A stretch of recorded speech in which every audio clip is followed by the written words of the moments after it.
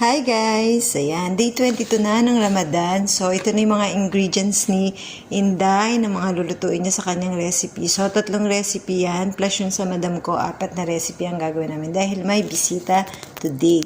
So, ito na yung una, ang Roca Crispy Salad. So, ayan na yung lahat ng ingredients niya, pang garnish, dip, pag frying, ganyan. And then, mga sauce niya. Hindi ko parang nami-mix later pa. And then, ito naman yung chicken musyakan. So, ang kulang na lang dyan ay kubos kasi sarado pa ang bilihan ng kubos. Ayan. So, lahat yan. Hindi ko pa ginayat yung onion kasi bawal pa akong mag-amoy yung onion masyado at maglilinis pa sa taas. Ito naman yung isa, ang eggplant and casserole na pasta. Ayan. So, lagi ko na yan napapakita sa aking mga videos. So, ayan mga ingredients niya. And then, ito yung sa aking madam. Hindi ko alam kung ano ang gagawin niya, pero pinaprepare niya sa akin. So, ayan. See you later sa aking cooking mamaya.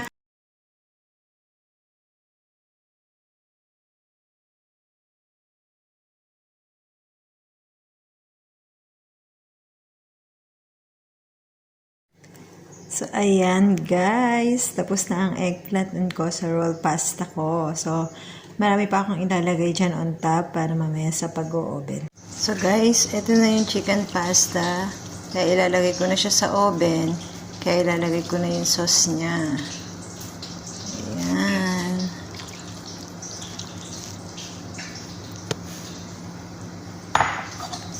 Tapos, syempre, ayan guys.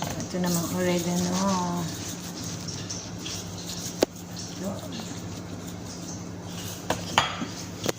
And then, ang parmesan cheese.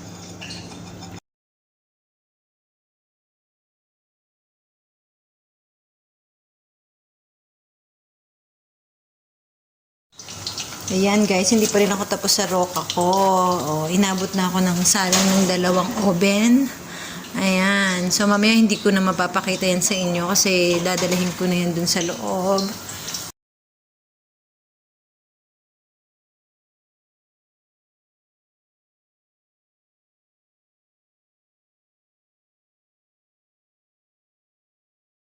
So guys, ayan na. Bibidyohan ko na siya ngayon kasi dadiretso ko na siya sa loob at hindi ko na siya mabibidyohan at video. Ito yung potato chicken.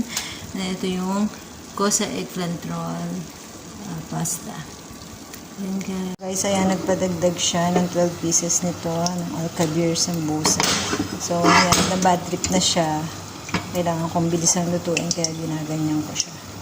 So, naka 6 pieces na ako dito. Ayan. Para hindi maano yung loob. Para maluto din yung loob. Nilagay ko muna siya sa oven habang mainit pa.